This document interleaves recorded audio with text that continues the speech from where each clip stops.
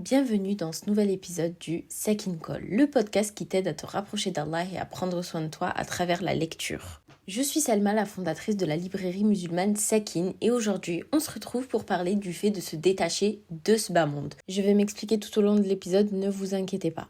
Comme tout être humain, on aime cette dunya et c'est totalement ok, même le prophète sallallahu alayhi wa sallam, il nous a dit que l'homme aime ce bas monde. Mais évidemment, on a une religion de juste milieu. Donc je précise que aimer le bas monde, ça ne veut pas forcément dire être matérialiste. On peut l'aimer différemment. On peut aimer l'argent, oui, mais on peut aussi aimer les personnes, les moments passés. C'est le fait d'être dépendant de cette dunya en fait. Et le cœur, c'est comme un récipient. Pour se rapprocher d'Allah et remplir notre cœur de l'amour d'Allah, il faut faire de la place en enlevant un peu de notre amour pour ce bas monde. On peut se détacher en comprenant pourquoi on doit le faire. Parce qu'on aime bien à chaque fois chercher le comment. Comment est-ce qu'on prie? Comment on jeûne? Comment on se marie? Mais il faut aussi chercher pourquoi on doit faire ça, pourquoi on doit faire ces actes d'adoration. Et là, la raison, elle est plutôt simple. Allah, c'est la vraie source de notre bonheur. C'est en nous rapprochant de lui qu'on se sent bien, car ça révèle de notre fitra. Donc la fitra, qu'est-ce que c'est? C'est la vraie nature de l'être humain. J'ai préparé cet épisode en me basant sur une partie du livre Renoue avec ton cœur de Yasmine Mogahed, encore et toujours. Fallait bien que je vous fasse un épisode sur ce livre, bien sûr. Le best-seller de ma librairie, machallah. Donc Yasmine Mogahed, c'est une conférencière anglaise et elle commence ce livre en disant, donc je vais la citer, « Ce monde ne peut vous briser à moins que vous ne lui en donniez la permission et ne peut vous posséder à moins que vous ne lui en donniez les clés. » Et tout le livre va se baser sur ça. Il ne faut pas se confier ou être obsédé par cette vie, mais se confier à Allah en le mettant au centre de notre vie. C'est ça notre fitra, c'est ça notre vraie nature. Et c'est ça le secret du bonheur, du coup, c'est ce qu'elle nous explique. Ça demande bien évidemment des efforts, c'est un combat, clairement, littéralement, c'est ce qu'on appelle le jihad an-nafs au quotidien, mais c'est possible. Et on va voir comment aujourd'hui. Déjà, la première partie du livre, c'est... Bon, je vais parler que d'une partie du livre, je vais pas vous raconter tout le livre, faut aller le lire du coup. Donc déjà, elle commence par parler de l'amour pour les autres et l'amour qu'on a pour ce bas monde. Et c'est une cause de notre mal-être. Attention, écoutez bien jusqu'à la fin, ne prenez pas des extraits. Donc pourquoi? Elle nous parle déjà de pourquoi les gens se séparent, même les bonnes choses sont éphémères. Allah, il nous aime, alors pourquoi est-ce qu'on souffre? Pourquoi est-ce qu'il nous retire ce qu'elle va appeler dans le livre des cadeaux? J'aime beaucoup cet exemple qui est quand un enfant est addict à quelque chose. Par exemple, je sais pas, un adolescent qui est addict à la play, un qui va être addict à l'ordinateur. Qu'est-ce que vont faire les parents? Ils vont lui enlever ce jouet, entre guillemets, pour qu'il se calme. Et on lui rend seulement s'il s'en détache un peu, seulement s'il va faire ce qu'il a à faire, ses devoirs ou autre, par exemple. Ça ne veut pas dire que les parents n'aiment pas l'enfant. C'est pour son bien qu'ils font ça. C'est pour qu'il aille faire ce qu'il a à faire, pour qu'il se concentre sur l'essentiel. Et ben avec Allah, c'est pareil. Allah, il va faire pareil pour ses créatures. C'est dans le but de les rendre meilleurs. Donc Allah, parfois, il va nous donner un cadeau, puis il va nous le retirer pour nous rappeler à lui. Car on devenait dépendant de ce cadeau. Et forcément, après, il va nous donner quelque chose de meilleur parce qu'il nous aime. N'oubliez pas que Allah, il aime son serviteur plus que la mère aime son nourrisson. On a peur de perdre cet objet d'attachement et on oublie qu'on dépend d'Allah seulement. On est alors détruit par la peur de perdre la personne ou l'objet, parce que du coup, elle parle de cadeau, mais cadeau, ça veut tout et rien dire, on va dire. Ça peut être une personne, ça peut être un objet, ça peut être un travail, c'est un objet d'attachement en fait. Et Allah, en nous enlevant ce cadeau, auquel on tient un peu trop, il nous libère de cette peur en le reprenant. De cette manière, il nous enlève la peur qu'on avait de perdre ce cadeau. Une fois qu'on n'a plus ce cadeau, on n'a plus peur de le perdre.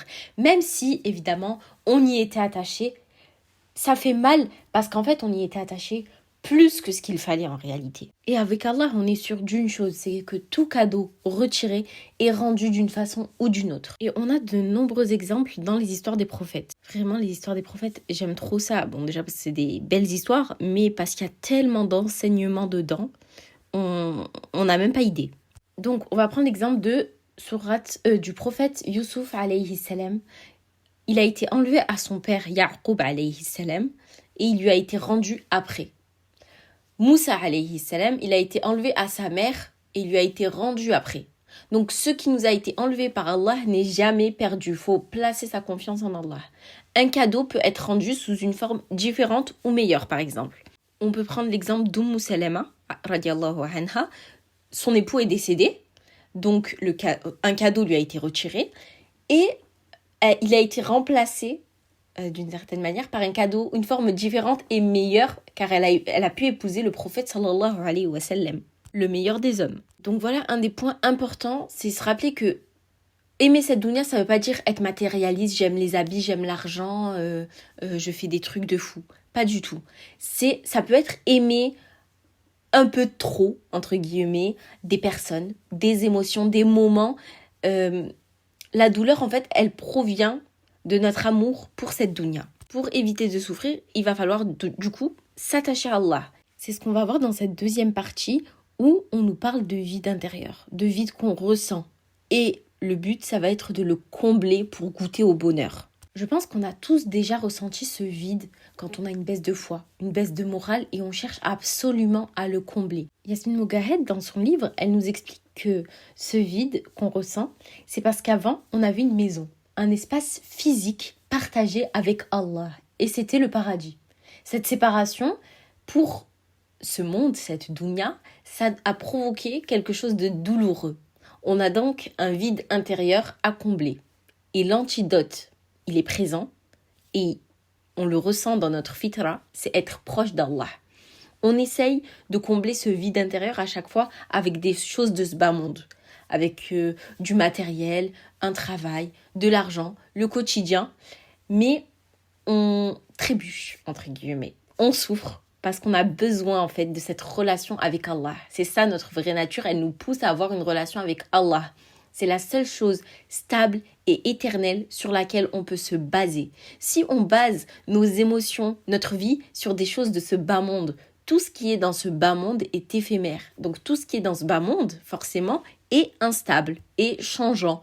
Rien n'est éternel.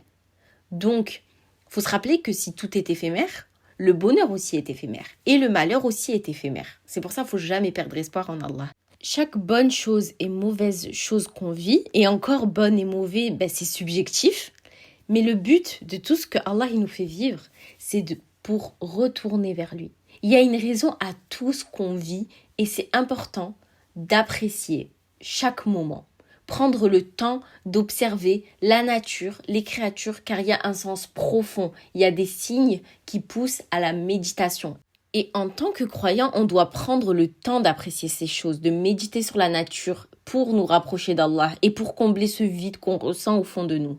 Et Allah, il nous le dit dans le Coran.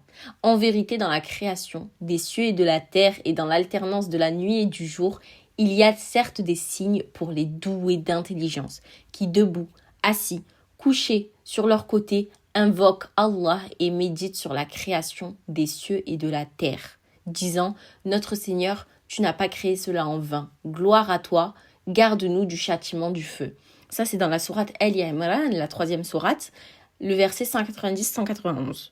Et c'est quoi le but de la méditation ? En fait, la création, elle montre la grandeur, la majesté d'Allah qui est le créateur. Ce qu'il crée, c'est forcément beau, parce que c'est lui le beau. C'est El-Jamil, le suprême, le majestueux, El-Mutakabbir. Donc toutes nos expériences, comme je le disais, il y a une leçon derrière. Elles ont une leçon. Même si on ne le voit pas forcément au début, il y a un message qu'Allah nous transmet dedans. Est-ce qu'on prend le temps d'écouter ce message ou est-ce qu'on le rate ? Parce que dites-vous que même si vous pensez que le problème il est sans solution, je vous promets qu'il y aura toujours une solution et que ce que vous vivez c'est éphémère. Retournons vers Allah sans perdre espoir. C'est lui le fattah. c'est lui qui nous a ouvert les portes et qui nous ouvre toutes les portes. Et Inch'Allah, et qui nous ouvrira les portes du paradis. Dites Amin, s'il vous plaît. En vrai, j'ai dit je vous promets, mais c'est pas moi qui promets. C'est Allah qui nous a promis ça, qu'il y aura toujours une solution et qu'il y a toujours un bien derrière les épreuves. Courir derrière ce bas monde, c'est être perdant. Car c'est pas notre vraie nature, c'est pas notre fitra, comme on dit depuis le début. On est des êtres spirituels. Même si se focaliser sur la dunya, ça nous paraît plus simple, ça nous demande moins d'efforts, en réalité, ça va nous rendre plus tristes. Même le prophète Ibrahim alayhi salam, il a cheminé. Dans le Coran, on nous raconte, il a étudié la lune, le soleil.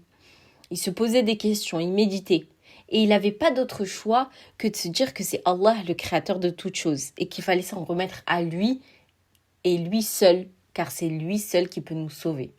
Donc, on revient toujours au fait que pour être heureux, il faut dépendre d'Allah et travailler sa relation avec lui. On parlait de récipient tout à l'heure. Et en fait, on va devoir vider le récipient, qui est le cœur, pour combler ce vide intérieur. Comme tout récipient, pour le remplir, du coup, il faut d'abord le vider. Et donc c'est cette métaphore qu'on utilise pour parler du cœur. On va le vider de tout ce qui concerne ce bas monde et qui nous envahit, qui nous empoisonne la vie pour ajouter la vraie source du bonheur, Allah l'unique. Même la formule de la shahada, elle va dans ce sens en réalité. Il y a d'abord une négation, la ilaha illallah. Donc c'est comme si on faisait une sorte de vidange dans le but d'atteindre le vrai tawhid. Ilah, en fait, c'est ce autour de quoi notre vie elle tourne. On se rend pas forcément compte, mais parfois, qu'Allah nous pardonne, mais c'est autre chose qu'Allah. Là, vous allez vous dire, non, mais moi, jamais de la vie. Mais en réalité, des fois, on va avoir tendance à être focus sur notre famille, notre vie de couple, notre travail, nos études, l'argent. Pour être épanoui, pour notre bien, il faut que ce au quoi notre vie elle tourne, il faut que ce soit Allah. Et c'est ça le vrai tawhid. Si l'objet d'adoration, c'est pas Allah, alors l'objet d'adoration, il est éphémère. Et là, on va tout perdre. Et ça va nous dévaster. Donc toute chose ou personne dont la perte nous brise en 1000 morceaux, c'est un faux attachement. Et le but, ça va être, le djihad nefs, du coup, ça va être de briser ces faux attachements pour laisser place dans notre cœur à l'amour d'Allah. Donc on va faire un bon nettoyage, on enlève le mauvais pour remplacer par le pur, le bon. Et c'est ça notre plus grand combat de la vie. Et même les 5 piliers parlent de ce détachement en fait, et des moyens pour y parvenir. Donc déjà, on a dit la shahada. On proclame vouloir atteindre ce détachement, se détacher du reste. C'est ça le vrai tawhid. Ensuite, on a la prière. Ça va nous rappeler Allah 5 fois par jour dans la journée en se coupant de cette dunya. En fait, on se détache plusieurs fois dans la journée. C'est pour ça que les prières, elles sont pas toutes en même temps. Elles sont éparpillées, entre guillemets, dans la journée pour ne pas avoir le temps de se rattacher à cette dunya. Le seul qui mérite notre adoration, c'est Allah. Pareil pour le ramadan, ça va être le détachement de cette dunya par le jeûne. On contraint notre corps, donc une entité physique on va dire, pour élever notre âme qui elle est spirituelle. C'est une purification et un détachement de cette dunya. Pareil pour la zakat, c'est le détachement des biens, c'est purifier nos biens, donner à d'autres par amour pour Allah. On brise les chaînes de l'attachement à la richesse. Et le hajj, il y a des contraintes, des efforts physiques, ça nous demande de la patience. C'est un lieu sacré où on se déconnecte du reste du monde et on se reconnecte à Allah. On laisse derrière nous toute notre vie pour ce moment précieux. Donc Allah, il nous dit comment se détacher de la dunya. Allah, il nous dit quoi faire. Il nous dit pas juste détachez-vous de la dunya. Il nous explique exactement comment on doit y procéder. Et chaque obligation qu'on a, chaque acte recommandé qu'il y a, c'est justement pour nous aider, pour nous éduquer. Donc c'est ce dont nous parle Yasmine Mogahed dans ce livre, du détachement de ce bas monde et de ces fameux cadeaux. J'ai beaucoup aimé cette lecture. Je l'ai lue au moment où j'en avais le plus besoin, alhamdoulilah. Ces mots résonnaient beaucoup en moi, comme je vous disais dans un épisode précédent. Petite précision, évidemment, il n'est pas question d'arrêter de tout aimer, de ne pas aimer ses proches, etc. Bien évidemment, ça me paraît logique, mais je préfère préciser. On doit trouver un juste milieu. Notre religion, elle nous pousse à l'équilibre, jamais aux extrêmes, même dans la pratique de la religion, subhanallah. Les hadiths le prouvent, on nous invite à un équilibre, à un temps pour sa famille, un temps pour soi, un temps pour la religion, la pratique, notre relation avec Allah. Donc si vous voulez lire un peu plus sur le sujet du détachement de ce bas monde et de comment combler ce vide intérieur, je vous recommande vivement ce livre et d'ailleurs les 2 livres de Yasmine Mogahed, celui Renoue avec ton cœur et Soigner le vide intérieur. Ils sont disponibles sur le site de la librairie Sakin. Je vous mets le lien en description. En tout cas, j'espère que cet épisode t'a plu. Si c'est le cas, tu peux me laisser 5 étoiles sur Apple Podcast ou Spotify. Vos retours m'aident énormément à faire connaître le podcast et promis, ça prend quelques secondes, allez, quelques minutes. Merci pour ton écoute et on se dit à très vite pour un nouvel épisode, Inch'Allah. Salam alaikum.